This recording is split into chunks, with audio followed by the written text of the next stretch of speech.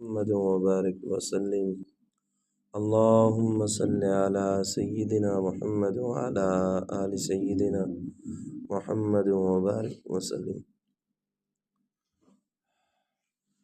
اللہ رب العزت نے قرآن مجید فرقان حمید میں سورہ حجرات کے اندر کچھ اصول بیان فرمائے۔ سورہ حجرات کا ایک نام سورہ اخلاق بھی ہے۔ بندہ اچھے اخلاق کا مالک بن جائے، اگر اس بات کی تمنا ہو تو اس بندے کو چاہیے سورہ حجرات کے اندر جو 10 بلکہ 15 اصول یہاں پر درج ہیں، 15 اصول اگر اختیار کر لے تو اللہ رب العزت کی خاص مدد شامل حال ہو اور بندہ خوش اخلاق بن جائے۔ بد اخلاق آدمی دنیا کا بدترین انسان ہوتا ہے، اور مسلمانوں میں، اہل ایمان میں، کلمہ گو لوگوں میں بدترین انسان وہ ہے جو بد اخلاق ہو، اور مسلمانوں میں بہترین انسان وہ ہے جس کے اخلاق اچھے ہوں۔ وہ اصول معاشرتی یعنی معاشرے میں زندگی گزارنے کے جو سورہ حجرات کے اندر بیان کیے گئے، ان میں پہلا اصول یہ ہے کہ بڑے رتبے والے لوگوں کا ادب کرنا، جس کا بھی بڑا مرتبہ ہو، وہ اللہ تعالیٰ کی ذات سے لے کر اپنے بڑے بھائی تک، ان سب کا ادب کرنا انسان پر لازم اور ضروری ہے۔ اگر ایک اچھی اور خوبصورت زندگی گزارنا چاہتے ہیں تو ہم بڑوں کا ادب کرنے والے بنیں۔ اس کائنات کو جس ہستی نے وجود بخشا، جس رب تعالیٰ نے بنایا، اس پروردگار سے بڑا کوئی نہیں، تو سب سے پہلا ادب اللہ رب العزت کی ذات کا ہے۔ بندہ با ادب ہوگا با نصیب ہوگا، بے ادب ہوگا بد نصیب ہوگا۔ اللہ رب العزت کا ادب کیا ہے؟ کوئی آدمی کہ یہ کہے کہ میں اپنے باپ کا بڑا با ادب ہوں، میں بڑا ادب کرتا ہوں، اپنے باپ کے سامنے ہاتھ جوڑ کے کھڑا رہتا ہوں، بڑی عزت کرتا ہوں۔ اچھا وہی باپ کہے بھئی بیٹا مجھے پانی کا گلاس اٹھا کے دو، نہیں ابو، اللہ تعالیٰ نے آپ کو بھی ہاتھ دیے ہیں، پاؤں دیے ہیں، ورزش کرنے سے بندے کی صحت اچھی رہتی ہے، آپ خود کھڑے ہوں، ذرا جائیں ٹینکی تک، وہاں جا کے ٹوٹی کھولیں، اس سے آپ کی ورزش بھی ہو جائے گی، آپ پانی بھی پی لیں گے۔ تو اس کو با ادب نہیں کہیں گے، اس کو بے ادب کہیں گے۔ وہ باپ کے سامنے ہاتھ جوڑ کے کیوں نہ کھڑا رہے، وہ باپ کے سامنے کبھی اونچی آواز سے نہیں بولتا، لیکن باپ کا کوئی کہا بھی تو نہیں مانتا نا۔ تو ادب کی بنیاد یہ ہے کہ جس کا ادب بندہ کرتا ہے اس کی بات مانتا ہے۔ اللہ تعالیٰ کا ادب اگر ہم کرتے ہیں تو اس کی بنیاد یہ ہے کہ اللہ تعالیٰ ہمیں جس چیز کا سب سے زیادہ حکم دیتا ہے ہم نے اس پر کتنا عمل کیا۔ اللہ تعالیٰ سب سے زیادہ حکم نماز کا دیتا ہے۔ قرآن مجید فرقان حمید میں 750 مرتبہ قرآن مجید میں اللہ نے نماز کا حکم دیا، 750 مرتبہ۔ اور روزانہ دن میں 5 مرتبہ جو مؤذن اذان دیتا ہے، یہ مؤذن اپنی صدا نہیں لگاتا، حقیقت میں اللہ کی ندا لگاتا ہے، اللہ کی آواز لگاتا ہے۔ دوسرے لفظوں میں اللہ تعالیٰ کی طرف سے منادی آواز لگاتا ہے، حی علی الصلاۃ، کہ آؤ نماز کی طرف، حی علی الفلاح، آؤ کامیابی کی طرف۔ یہ اللہ کی صدا ہے، اللہ پکار رہا ہے، اللہ بلا رہا ہے۔ ہم نے سے کتنے لوگ ہیں، اگر معاشرے میں نمازی لوگوں کی تعداد کا تعین کیا جائے تو جس محلے میں لوگ رہتے ہیں جناب من 1000، تو اس محلے میں 50 نمازی آپ کو نظر آئیں گے، باقی 950 وہ غائب ہیں۔ یعنی آپ دیکھیں صحابہ کرام رضی اللہ عنہ اجمعین کے دور میں جو خیر کا عروج والا زمانہ تھا، اس دور میں نمازیوں کی یہ تعداد تھی کہ 100% صحابہ نمازی تھے۔ اگر صحابہ کرام کی تعداد 1000 ہے تو وہاں اس طرح نہیں کہ 5 وقت کی نماز پڑھنے والے 9999 ہونا، وہ سارے کے سارے نمازی تھے۔ اور پھر اللہ کی طرف سے خیر اترتی تھی، اللہ کی طرف سے رحمتوں کا نزول ہوتا تھا۔ صحابہ کرام کے زمانے میں کبھی بہت ساری بیماریوں کا تذکرہ پہلے ادوار میں ملتا ہے، لیکن سموگ کا تذکرہ نہیں ملے گا۔ بہت ساری بیماریوں کا تذکرہ ملے گا، لیکن جانوروں کے بدن پہ پھڈے پڑ جائیں، زخم پڑ جائیں، اس بیماری کا نام نہیں ملے گا۔ بہت ساری بیماریوں کا تذکرہ ملے گا قرآن کتب میں، کورونا کا ذکر نہیں ملے گا، بہت ساری بیماریوں کا ذکر ملے گا، لیکن آج جن بیماریوں میں میں اور آپ گرے ہوئے ہیں، یہ بیماریاں اس دور میں نہیں تھی۔ اور اب ڈاکٹر کیا کہہ رہے ہیں؟ جب تک بارش نہیں آئے گی، یہ سموگ، یہ پانی نہیں ہے، یہ زہر ہے جو ہمارے اوپر انڈیلا جا رہا ہے۔ کون انڈیل رہا ہے؟ اللہ۔ جب اللہ ناراض ہو، جب اللہ کی بے ادبی کی جائے، جب اللہ کی توہین کی جائے، جب اللہ تعالیٰ کی بات کو نہ مانا جائے، پھر اللہ تعالیٰ دھند کی شکل میں بھی زہر انڈیلنے پر قادر ہے۔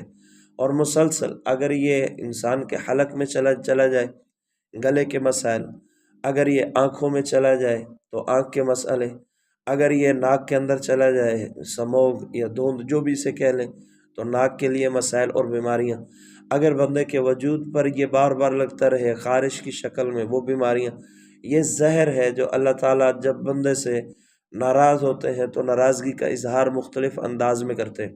جب اللہ راضی ہوتے ہیں پھر اللہ کی رحمتوں کا نزول ہوتا ہے، اور جب اللہ ناراض ہوتے ہیں پھر اللہ تعالیٰ کی لعنت کا نزول ہوتا ہے۔ اللہ تعالیٰ پھر اپنی لعنتوں کو نازل کرتے ہیں۔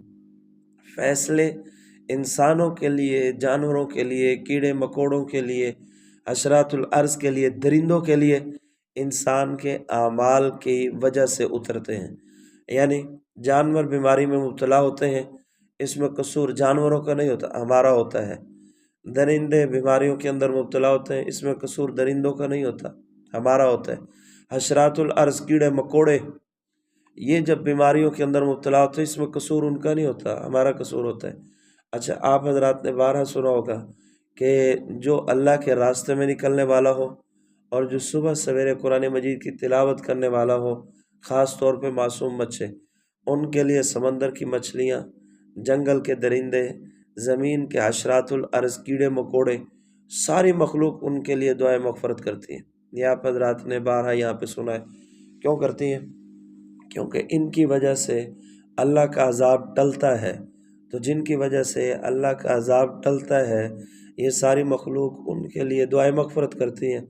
جن کی وجہ سے اللہ کا عذاب آتا ہے تو پھر ان کے لیے بد دعا بھی تو ہوتی ہوگی نا۔ ان مخلوق کو جب تکلیف ہوتی ہوگی تو آہ بھی تو پڑتی ہوگی نا۔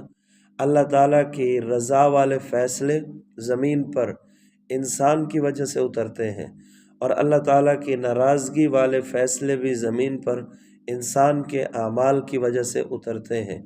تو اللہ تعالیٰ کا ہم ادب کرتے ہیں یا نہیں؟ سورہ حجرات میں پہلا اصول جو بتایا گیا وہ ہے ادب کا، اور ادب میں بنیاد اللہ رب العزت کی ذات ہے کہ اللہ تعالیٰ کی ذات کا ادب میں اور آپ کتنا کرتے ہیں؟ اللہ تعالیٰ کی طرف بلانے والا روزانہ دن میں 5 مرتبہ مسجد میں صدا لگاتا ہے، ہم اس پر کتنی لبیک کہتے ہیں، کتنا آمین کہتے ہیں، ہم کتنا وہاں پہ پہنچنے کی کوشش کرتے ہیں۔ ہر انسان اپنے گریبان میں جھانک لے۔ باقی اس کے علاوہ ہیں، روزے میں ہم کتنے با ادب ہیں، عشر اور زکوٰۃ دینے میں ہم کتنے با ادب ہیں، اور حج عمرہ فرض واجب ہے تو اس میں ہم کتنے با ادب ہیں، خوش اخلاق کتنے ہیں، وہ باقی الگ چیز ہے۔ سب سے پہلا حکم نماز کا ہے، نماز کے معاملے میں ہم کتنے با ادب ہیں، ہر بندہ اپنے گریبان میں جھانک سکتا ہے۔ تو پہلا ادب اللہ تعالیٰ کی ذات کا ہے، اور دوسرا ادب نبی کا۔ نبی اور سورہ حجرات کی بنیادی آیت ہے، پہلی آیت ہے، نازل اسی پر ہوئی۔ اللہ کے نبی صلی اللہ علیہ وسلم گھر میں تشریف فرما تھے، کچھ صحابہ آئے جو باہر سے تھے غالباً، وہ اللہ کے نبی صلی اللہ علیہ وسلم سے ملنا چاہتے تھے۔ دروازے پر کھڑے ہو کر انہوں نے اونچی آواز سے اللہ کے نبی کا نام لے کر پکارا، نام لے کر بلایا، تو اللہ تعالیٰ کو ان کی یہ حرکت اتنی ناپسند آئی، اتنی ناپسند آئی کہ اللہ تعالیٰ نے قرآن کی آیت نازل کر دی۔ فرمایا کہ یوں جس طرح تم آپس میں ایک دوسرے کو بلاتے ہو، پکارتے ہو، میرے نبی کو اس انداز میں مت پکارا کرو۔ اگر تم نے دوبارہ اس طرح کی حرکت کی، میں تمہارے نامہ اعمال کو ضائع کر دوں گا، برباد کر دوں گا، تمہارے نامہ اعمال میں کوئی نیکی نہیں بچے گی۔ اپنی آواز میرے نبی کی آواز سے اونچی نہ کرنا۔ اگر تمہاری آواز نبی کی آواز سے اونچی ہوئی تو تمہارے اعمال میں جتنی نیکیاں ہیں میں سب ختم کر دوں گا، اور تمہیں پتہ بھی نہیں چلے گا کہ تمہاری نیکیاں کہاں گئی۔ بڑی سختی سے یہ اصول بیان کیا۔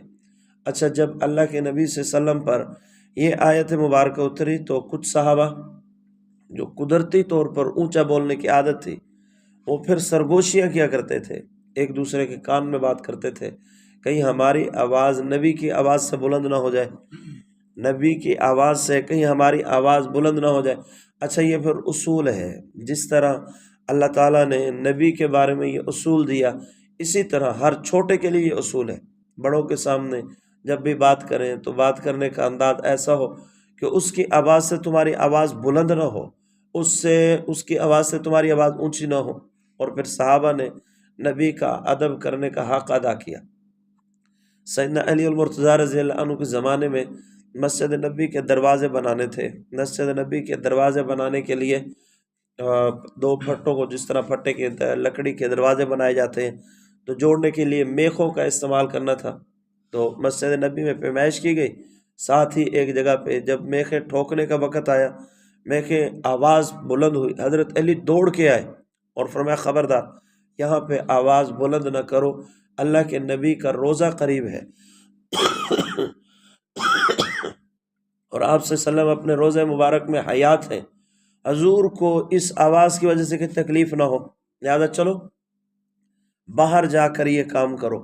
پھر وہاں سے وہ پھٹے اٹھائے گئے، مدینہ منورہ سے دور صحرا میں لے جا کر کے وہاں پر دروازے تیار کیے گئے، جہاں کی ٹھک ٹھک کی آواز مسجد نبی میں نہ آئے۔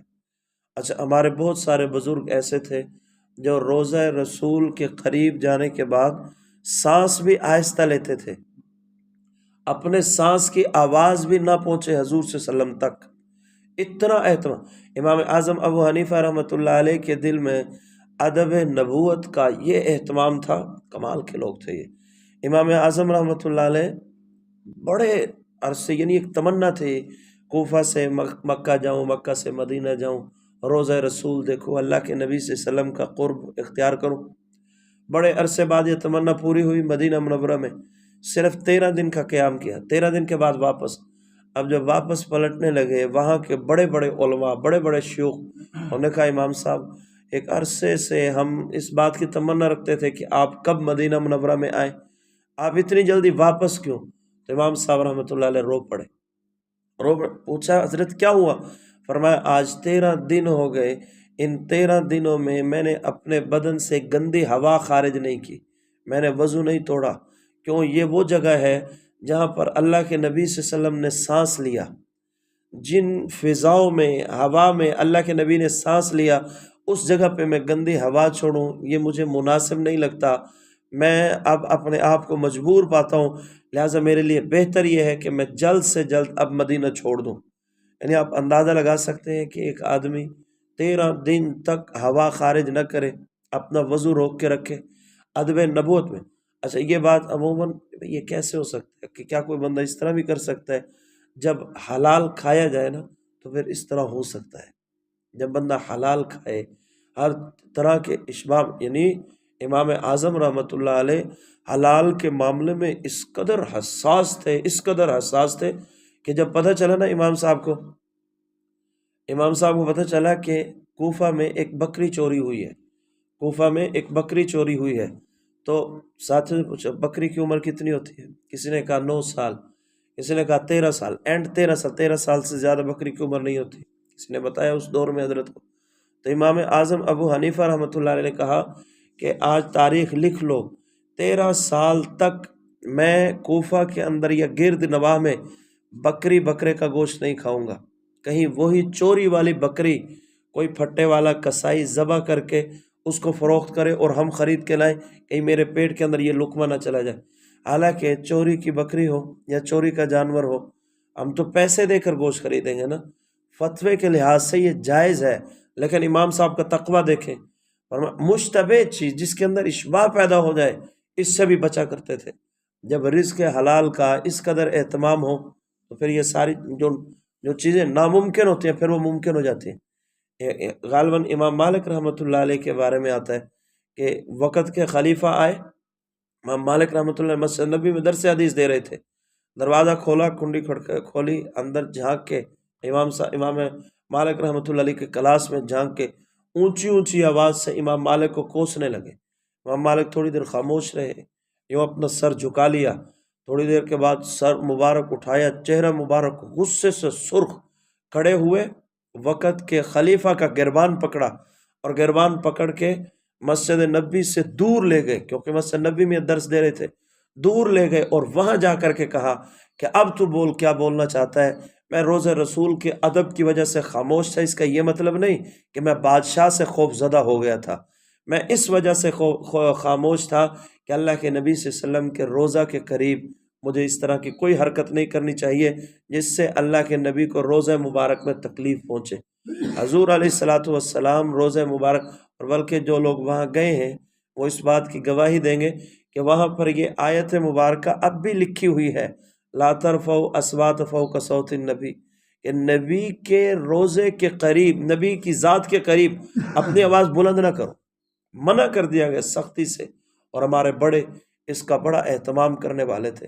پیر ذوالفقار نقشبندی دعوت برکاتہ العالیہ کے بارے میں بتایا کہ ہم نے انہیں دیکھا کہ روزہ رسول پر کیسی عجیب انداز میں وہ حاضری دیتے ہیں، اور ہم سارے روزہ رسول کے بالکل قریب سے گزرتے، زیارت کے لیے وہاں پہ درود السلام پڑھتے، اور ہم نے حضرت کو دیکھا کہ وہ جب روزہ رسول پر پہنچے تو روزہ رسول کے قریب نہیں گئے، دور ایک جگہ پہ یوں دور سے یوں کراس کر رہے ہیں اور ایک ستون کے قریب کھڑے ہو جاتے ہیں اور یوں جھانک جھانک کر روزہ رسول کی طرف دیکھتے ہیں، اور پھر بڑی دیر تک روتے رہتے ہیں، اور رونے کی آواز بھی بلند آواز سے نہیں نکلنے دیتے، سانس بھی آہستہ سے لیتے ہیں، پھر جلدی جلدی سے، یعنی پاؤں کی آہٹ بھی نہ ہو تو چلتے ہوئے دوسرے ستون کے قریب چلے جاتے، پھر اس ستون سے یوں جھانک جھانک کے روزہ رسول کی طرف دیکھتے، اور پھر آسمان کی طرف دیکھتے اور پھر رونا شروع کر دیتے۔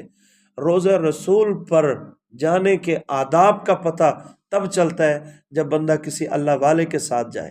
روزہ رسول بہت سارے لوگ وہاں پر جاتے ہیں، فائدہ اٹھانے کی بجائے الٹا نقصان اٹھا کے آ جاتے ہیں۔ وہاں پر ایسا نہیں ہے کہ اللہ کے نبی صلی اللہ علیہ وسلم کا انتقال ہو گیا، وصال ہو گیا، لہذا اب یہ قبر ہے جس طرح عام آدمی کی قبر ہوتی ہے، ہم وہاں سے گزرے، نہ، روزہ رسول میں اللہ کے نبی صلی اللہ علیہ وسلم حیات ہے، زندہ ہے، جو الصلاۃ والسلام علیک یا رسول اللہ پڑھتا ہے، آپ صلی اللہ علیہ وسلم سنتے ہیں اور باقاعدہ اس کے سلام کا جواب دیتے ہیں، اور یہ احادیث مبارکہ سے ثابت ہے۔ حضور کا بڑا ادب ہے، تو نبی کے ادب، پہلا خدا کا ادب، دوسرا نبی کا ادب، نبی کے بعد صحابہ کا ادب، صحابہ کا ادب۔ اچھا، صحابہ کرام کی بے ادبی یہ قرب قیامت کی علامتوں میں سے ایک علامت ہے۔ اللہ کے نبی صلی اللہ علیہ وسلم، قرب قیامت میرے صحابہ پر سب کیا جائے گا، ستم کیا جائے گا، میرے صحابہ کے خلاف بد زبانی کی جائے گی، یہ قرب قیامت کی علامت ہے۔ صحابہ کون ہیں؟ صحابہ کو اللہ تعالیٰ نے یہ مقام دیا، میں اور آپ احد پہاڑ کے بقدر سونا خرچ کر دیں اور ایک صحابی کھجور کا ایک چھوٹا سا ٹکڑا اللہ کے راستے میں صدقہ کر دیں، ہمارے احد پہاڑ سونا خرچ کرنے کا وہ اجر نہیں جو ایک صحابی کا کھجور کا ایک ٹکڑا صدقہ کرنے کا ثواب رکھتا ہے۔ اللہ کے نبی نے فرمایا، میرا صحابی جو دانے کے بقدر کوئی چیز صدقہ کر دے اور تم لوگ احد پہاڑ کے بقدر سونا خرچ کر دو، تمہیں وہ ثواب نہیں ملے گا جو میرے صحابی کو ثواب ملے گا۔ صحابی اس مرتبے اور مقام پر ہوتا ہے۔ تو صحابہ کرنا، خدا کا ادب کریں، ہم با ادب بنیں، اللہ تعالیٰ کے احکامات کی پاسداری کریں، نبی کا ادب کریں، ہم نبی کا ادب نبی کی سنتوں کا ادب ہے۔ ہم نے تو اپنے بزرگوں سے یہاں تک سنا ہے کہ میں نے پچھلے دنوں بھی مثال میں یہ بات عرض کی تھی کہ ہم شادی بیاہ کے موقع پر نہ سب کو راضی کرتے ہیں، سب کو راضی کرتے ہیں، جو بھی ہو اسے راضی کرتے ہیں، حتیٰ کہ بڑے گھروں میں آپ چلے جائیں، وہاں جو نوکرانی ہوتی ہے نا، اس کو بھی راضی کرنے کی کوشش کی جاتی ہے۔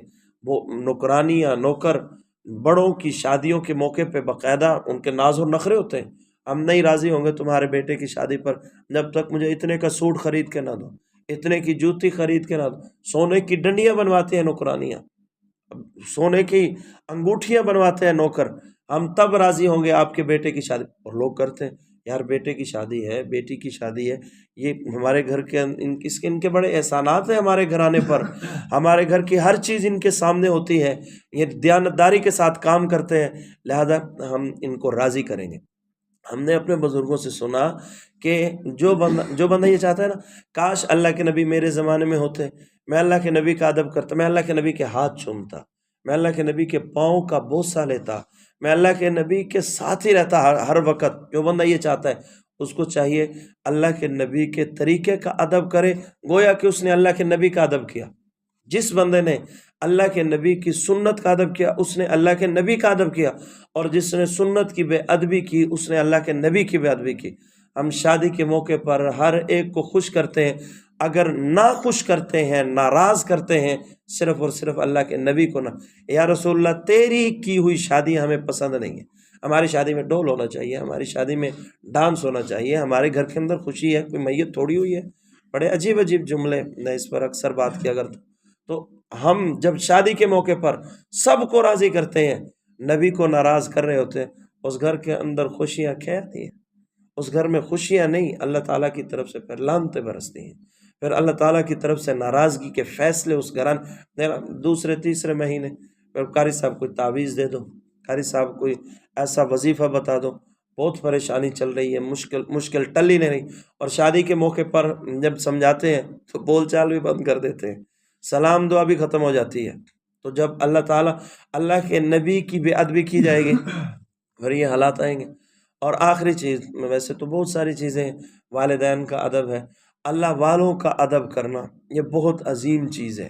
اللہ والوں کے ادب ہم نے اپنے مشائخ سے سنا، بڑوں سے سنا، جو بندہ کسی اللہ والے سے بیعت ہو، بیعت میں وہ 10% محنت کرے اور 90% ادب کا دامن تھامے رکھے، اس کا کام صحیح ہو جائے گا، یہ بندہ نسبت کی برکتوں کو حاصل کر لے گا۔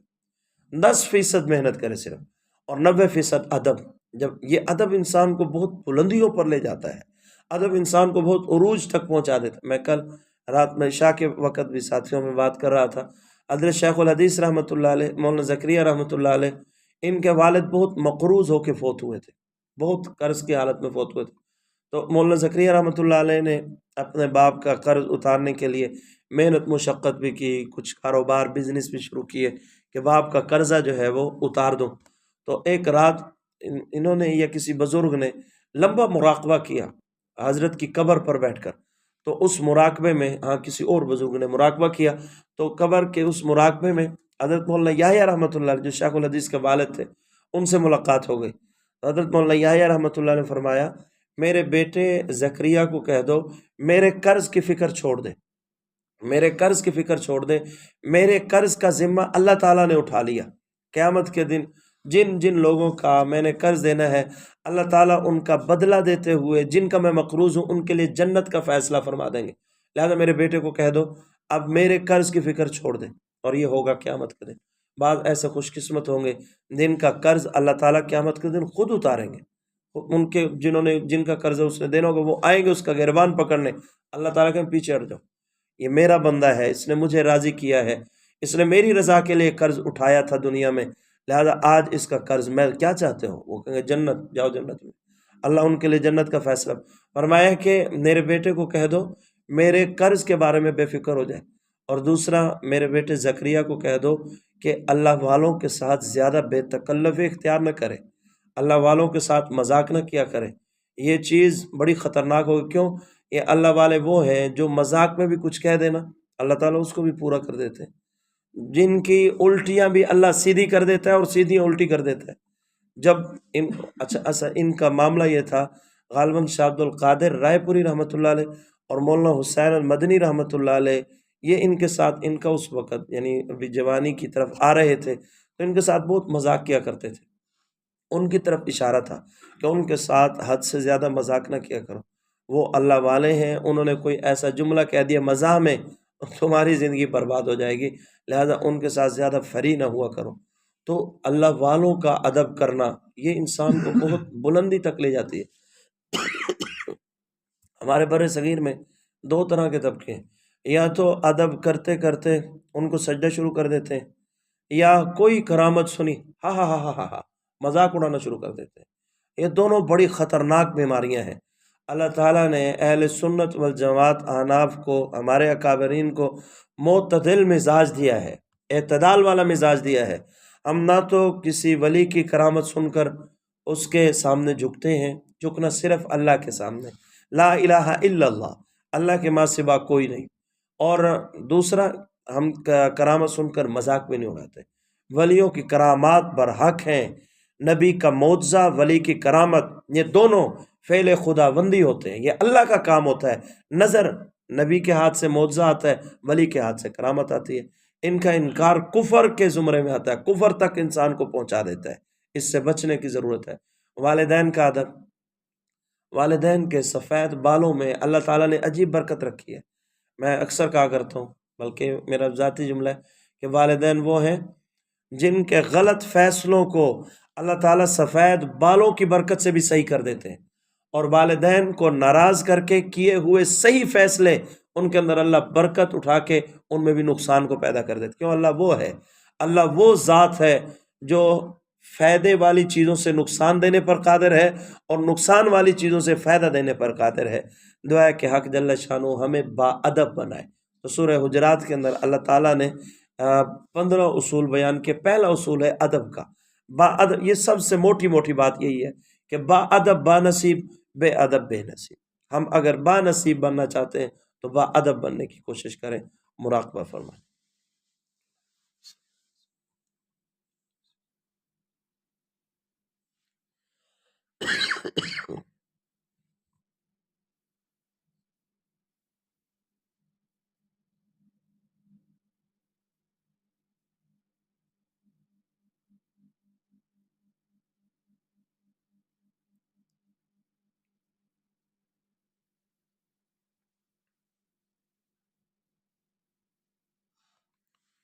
لا الہ الا اللہ محمد رسول اللہ۔ الحمد للہ رب العالمین، اللہم صلی علی سیدنا محمد وعلی آل سیدنا محمد وبارک وسلم۔ سبحان الذی بیدہ ملکوت کل شیء والیہ ترجعون۔ اے اللہ اپنے احکامات کو ماننے کی توفیق نصیب فرما۔ اے اللہ اپنی ذات کا ادب احکامات ماننے کی صورت میں کرنے کی توفیق نصیب فرما۔ اے اللہ اپنے محبوب صلی اللہ علیہ وسلم کا با ادب بنا، مطیع اور فرما بردار بنا، سنتوں کی اتباع کرنے والا بنا۔ یا اللہ صحابہ کرام کی عظمت دل میں رکھنے کی توفیق نصیب فرما، کسی صحابی کے بارے میں بدگمانی سے بچنے کی توفیق نصیب فرما۔ یا اللہ آج کل کے سوشل میڈیا کے فتنوں میں، اور فتنوں کا دور ہے، کسی صحابی کے بارے میں بدگمانی سے محفوظ فرما۔ یا اللہ اہل اللہ اور اللہ والوں کا ادب کرنے کی توفیق نصیب فرما۔ یا اللہ والدین کا با ادب بنا، والدین کی خدمت کرنے کی توفیق نصیب فرما۔ یا اللہ با ادب بنا، بد نصیب بننے سے محفوظ فرما۔ یا اللہ با ادب بنا، با ادب والی زندگی نصیب فرما۔ وسبحان الذی بیدہ ملکوت کل شیء والیہ ترجعون۔ صلی اللہ تعالی علی خیر خلقہ محمد وآلہ وصحبہ اجمعین۔